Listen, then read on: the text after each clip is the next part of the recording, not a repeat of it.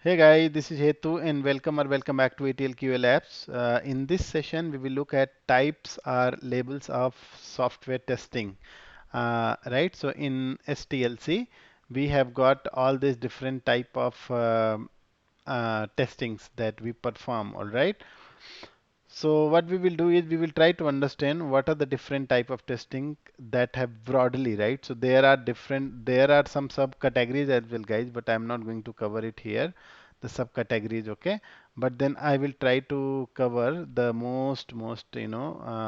the generic type of testing that is being performed, right? So, and then later if you think that you need some more detail on each of those or little extra on more detail around all this, then I can probably cover some more session, guys. All right. So let's start then. Why this is called, first of all, levels of testing, right? Types of testing and levels of testing. So as you understand, the labels are basically, the phases when basically these testings are performed.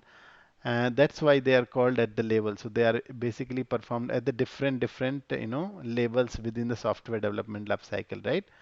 So that is the reason, So for example, unit testing is performed when the software is still being built, right? And integration testing is performed when we have, unit coding done already, and then they want to do some connectivity check between the two units or two modules, right? In that time, we will do the integration testing, and in system testing will be done as a system as a whole, right? When everything is done from development side, we will do the system testing, and then acceptance testing will done after the system testing. So this is, guys, one by one. So if you see that, first we have to do unit testing, then integration testing, then system testing, and then lastly we have to do the acceptance testing. Okay, so this is like level by level.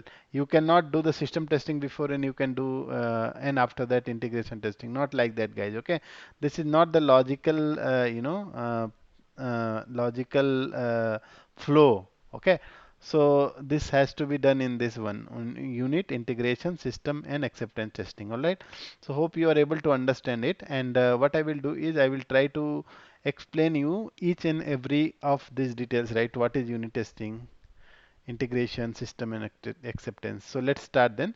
So what is unit testing first? So unit testing is basically, as it says, that unit means what? Unit is basically a smallest component, right, of the code.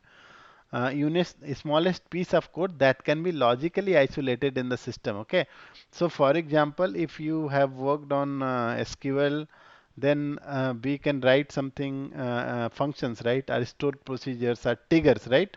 So these are basically the small units, right? I mean, this small unit does not have any significance without without having so they are basically a small part of the system, right? But they are still, they can still work independently. All right. So for example, you are writing a trigger, right? The trigger can be used in your software, entire software ETL process maybe, but then that alone will not have any meaning, right?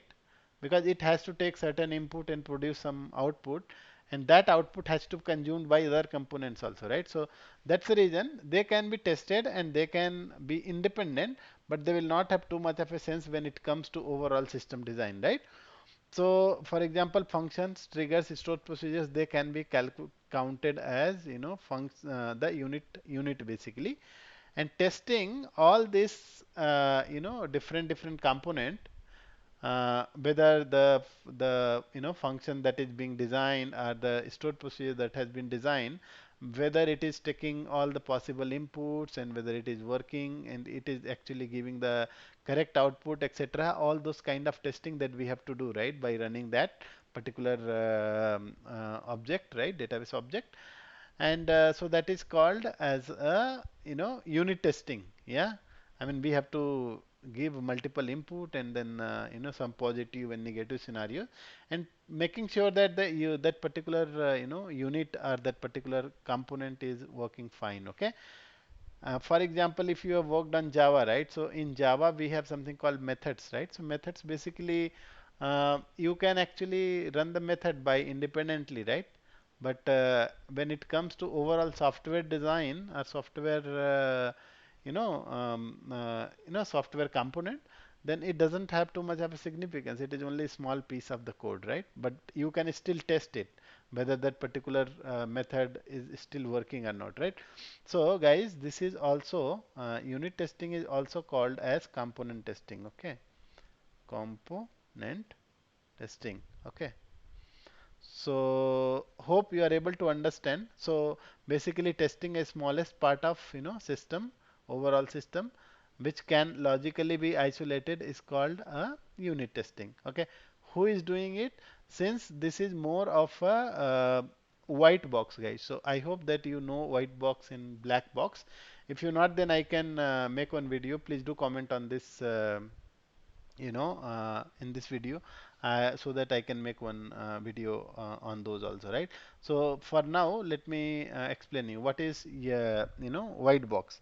So white box is basically, as name suggests, that you can basically see something what is written inside the code. So basically, white box testing needs skills to understand the coding part of it, right? So if somebody has coded, let's say stored procedure, and they want you to test it, obviously you need to know what is written inside, right? So what kind of statements are written uh, within that particular stored procedure, then only you can test it. So which means it needs expertise for the tester to understand whether what is written, and the underlying logic basically, right? So that is nothing but it is white box testing. Black box is another concept.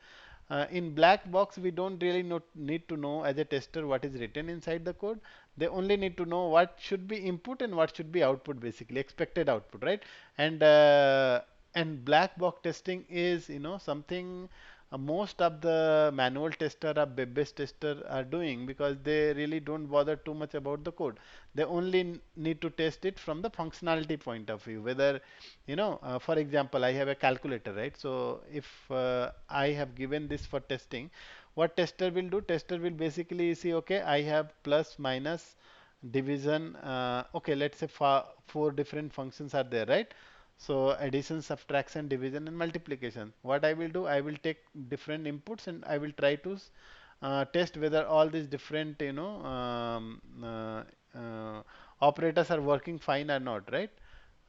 So that is what that is called basically the white black box testing, because I don't really need to know what is written inside the code, right? What is if else condition, and for example, what is how they are being added, how the input is taken, etc. I don't need to know anything about it.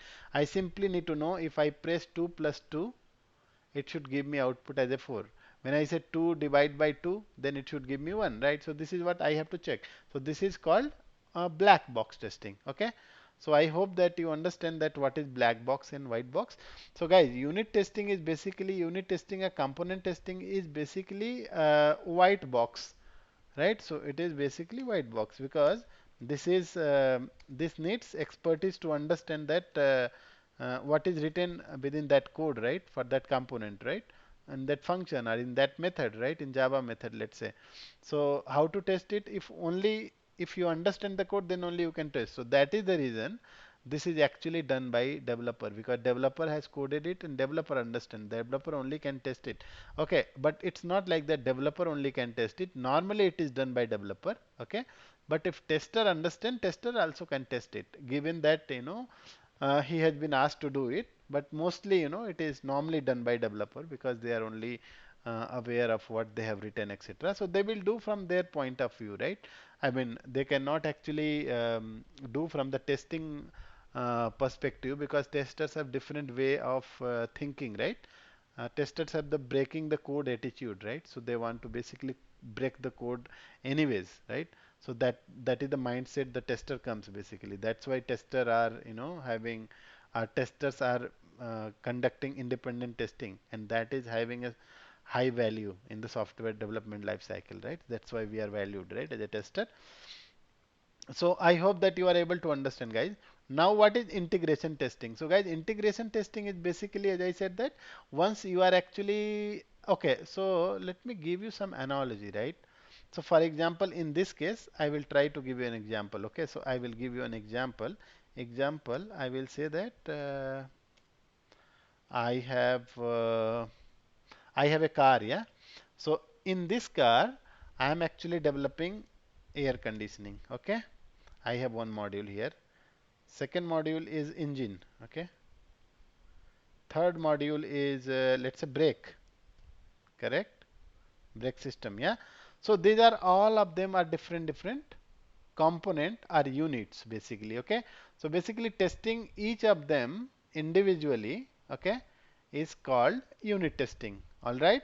Now when it comes to integration testing, what basically it is supposed to do, it is supposed to basically see that we have to see that whether integration of these two modules or more than two modules are working fine or not. Okay, so let's say when I start the engine, okay, and then I start and I move my vehicle, and then if I'm applying a brake, my car should stop, right? This is what the functionality. So I have to see that the whether this functionality together, all these modules are working together at finite. When I start my engine, whether my AC is working fine or not, right? In this case, I mean AC can also work without without starting engine also, but I have to check similar, right? For example, engine I have started and then I moved my vehicle, then if I am applying the brake, then it should basically stop. Something like that, guys, yeah. This is something, the integration testing is in integration testing it is done. Okay. So now this is again, this can be either done by developer. This is 100%. Normally 100% it is done by developer, but this integration testing can be done with the help of tester also. If tester understand, the functionality, and tester is basically understand basically the coding part of it, he can also participate into this along with developer. Okay, so there can be multiple approaches, guys. So what I have done is, see, so the definition is software testing in which individual software modules are combined and tested as a group to check if components works together, right? I mean, each and every components when they are combined together working perfectly, I mean together or not, right? So that is integration testing, and we have got this four way of doing this testing. Okay, big bang integration testing, which means every component, whatever component we have designed, every unit has to be clubbed together and test together. Okay, second one is top up integration, and then top down integration, and then mixed integration. I think there are different way of doing it, guys. I think I can cover it later point of time, but for the interest of time, I think I should not go too much of a detail into, but hope you understand the context, right? Basically, so integrating multiple units or components together and testing whether each of these components are working together or not, right? They are able to communicate with each of the modules, or each of the are also, we can say, module, guys. Okay, module, yeah. Units are fine. All right, so this is normally done by developer and QA also sometime, but mostly developer. Okay, guys. Now the third one, third level of testing, once integration is also done, which means it is basically ready from the test development point of view. They have basically integrated everything, and then they have delivered it for the tester. So here is basically the full-fledged role of testing comes. That is system testing. Yeah. So in system testing, what they do is basically you have to do the full integrated software product testing, right? So everything is done and then it is delivered for testing. And what tester will do? Tester will do, and this system testing is the biggest ever, biggest, or I will say the uh, uh, from the depth perspective, I think this is the biggest testing that we do. Okay, so for example, in system testing, we also do some system integration testing. Okay, guys, that is similar to integration testing, but in system integration testing, we also connect with other system and try to see whether it is working fine. Okay, so for example, how do I say? Mm, okay. For example, I have mm,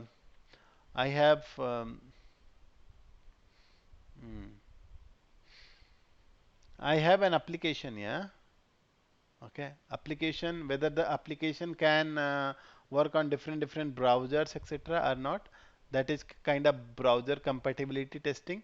That also testing we do. Okay, so that is kind of functional testing. Non-functional testing also we perform, something like stress testing, load testing, security testing. So system testing is the biggest testing or the largest amount of time that is spent in the system testing, and this is completely done by tester. Nobody else does this testing basically. So this is done by completely tester, and this covers functional and non-functional testing. I will tell you guys what is functional. So functional testing is basically done to check whether the functionality of the entire software is working properly or not, right? Non-functional is basically it has nothing to do with the functionality. It has to do more of system perspective. For example, load, whether it is able to sustain you know n number of users simultaneously or not, or what is whether the system is secure enough from any hacking or anything. So security testing, right? Compatibility testing, interoperability testing. So there are so many testing, guys, and I think that comes under system testing, and it is up to the stakeholders, because everything you cannot perform, right, when it comes to testing. So that is the reason we have the test plan and test strategy, and this plans and test strategy and test plan has to be basically agreed between stakeholders, and based on that only we have to plan our testing, and also we have to see that what is really needed, right? So if let's say there is some enterprise system, and that enterprise system is being used by multiple users, then probably system the non-functional testing is also in scope, right? But if for example there is a system which is being used by a very limited team, but that so limited team, and we are not expecting huge amount of user, in that case we don't need to do a lot of functional non-functional testing. We are only good with the functional testing, because we know that this system does not need to have lot of load and stress and other stuff, right? So it is up to the business analyst, and also the business, right? What business want, basically the customers. So we have to keep in that mind what type of testing is needed, right? I mean, if you need more detail, I can cover more information, but for now I think I'm just covering basic understanding about system testing. Okay. Now, guys, whose responsibility? As I say, it is completely QA engineers. And then last testing that we do is the acceptance testing. Okay, so acceptance testing, as name suggests, it is basically something that the testing is done before it is deployed to the production, which means before production release, we are doing this testing. And this testing, yes, so this testing is basically done from the business point of view. Okay, so so we have mostly very famous two type of testing that we have is alpha testing and beta testing. Guys, alpha testing is basically done by customer, but at our side, which means at the development side, basically. Okay, so I will tell you what is this scenario. Okay, alpha testing. So let's say I have a customer ABC Bank, for example. Okay, and bank has given and I am a vendor basically. Okay, so my company is actually providing service to ABC Bank, and bank has said that okay, I need this feature, and then after that we have developed it, we have tested, system testing is completed. Okay, now what we will do is we will ask if user can do testing, because we have done all the testing from our side, and but it is very important that, because we will do it from the technical point of view. Okay, so every functionality of that software can be tested from the from the technical point of view. Okay, but user have a different perspective and different mindset basically, right? So they have the different use cases that they would like to run it, right? So that's the reason users are involved, and acceptance testing is mostly done by users basically, or I will say the end users are the customers, right? And there are two kind of testing that we do normally is the alpha testing, beta testing. Alpha testing is, again, it is done it is done at our site, which means somebody from the user or the customer will come to our site. They will be sitting within our team, like development team and testing team, and we will be guiding them how to do it, right? So that is called the alpha testing, because they are actually doing it first time and they do not really know how to test it and how the system works, etc. So we have to guide them from the technical point of view. But still, they will be basically testing the business scenarios. They will not, they will only need our help how to perform that on the system, like what they have to fill the information, and then what actually next we have to click on some button, etc., all those kind of things, right? So mostly they need the technical guidance, but they have to perform the alpha testing from the business point of view. Okay, beta testing is something, guys, if they think that everything looks fine and they have they think that there is not a major problem, then we can release it for the beta testing. And in beta testing, there will be many customers who will be testing together. Okay, which means it is basically open for public to test it. Okay, which means the volume of the user will be more here. Here will be one or two people who will be testing it, and they are happy. Then they will say that okay, release it for beta testing. And beta testing, they will involve so many people from the customer side, and this testing will also be done from the business standpoint or business perspective. Okay, so, and then once beta testing is done, they will say, okay, everything is fine. Now let's put into production, right? And then the code will be deployed in production. And then basically from production, there will be monitoring. And if subsequent bug is coming, then we will have to retest the bug, test the bug, fix the bug, retest the bug, and then again deploy it, something like that, right? So that cycle will still be continuing. And guys, this will be responsibility of customer, right? As I said, the end user, right? So this will not be done by QA or development team. This will be done by customer or end user. Okay. So hopefully I was able to, cover all these things, guys. And I know that there are a lot of other questions that you might have. For example, what is regression testing? What is retesting? Smoke testing? Sanity testing? I think I will try to cover in a separate video that, because this video is getting lengthier. So I will soon try to cover those topics as well. Okay, guys. But other than that, if you have any question on this, kind of testings, what I have covered here, unit integration, system, and acceptance testing, please put your comments in the comment box. I'll be more than happy to answer you. All right. So that's all, guys, for this video. And one more request. So if you are new to this channel, I would it would be nice if you can subscribe this if you are getting some good understanding from my channel. So that will also give me a lot of encouragement, right? And yeah, guys, so see you later with the next video soon. And until then, bye and happy learning.